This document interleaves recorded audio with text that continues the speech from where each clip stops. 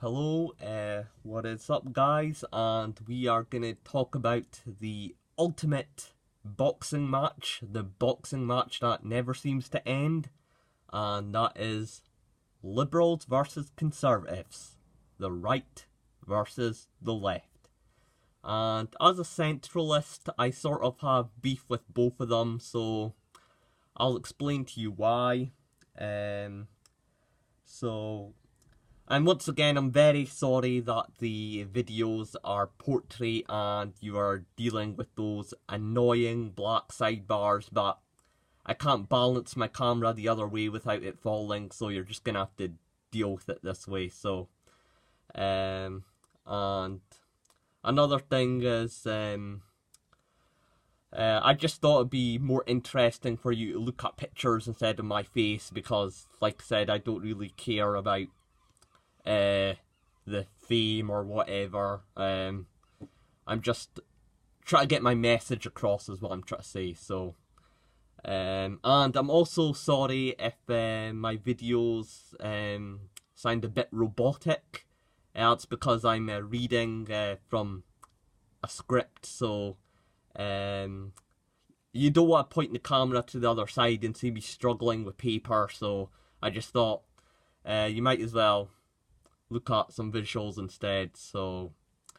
Yeah, um, that's why I sound a bit robotic, a bit, because I'm reading off a list because I can't be asked remembering it. So you're just gonna have to accept the quality in that regard. Liberals versus conservatives. Now, we're always told liberals are these peace-loving hippies and conservatives are these racists and sexists. Conservatives are free from government and liberals are slaves to the government. There's irony in so much of these statements.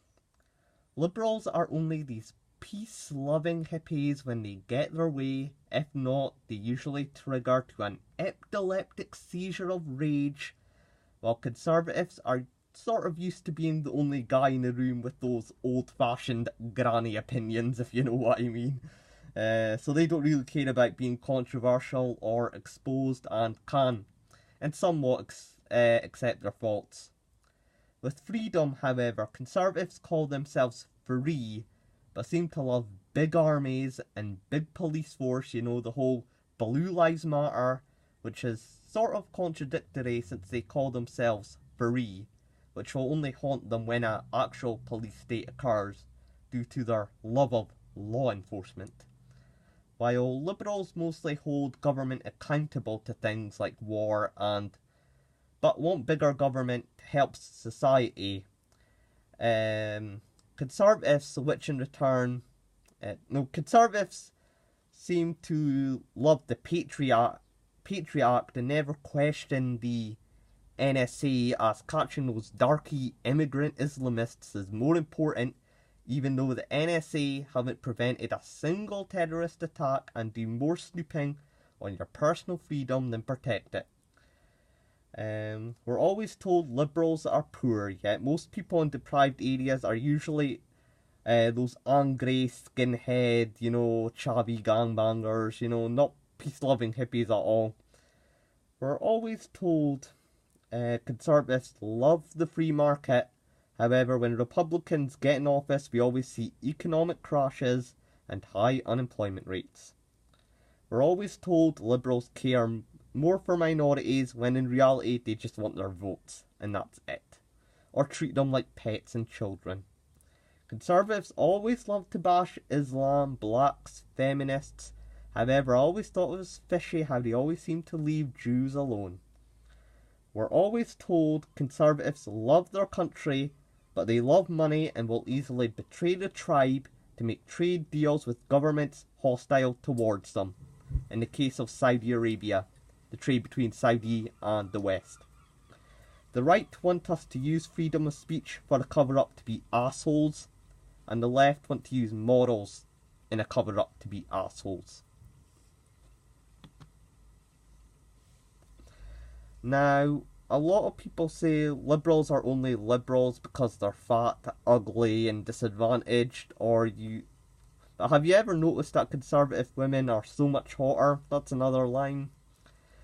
Well, Hollywood celebrities are pretty liberal, but then again, they're just fairies and rainbows because they all see in their little bubbles as fairies and rainbows. Well, yes, I noticed the whole good-looking six-pack alpha males tend to be conservative. Is that a good thing? Well, no. Toxic masculinity as a whole is a bad thing.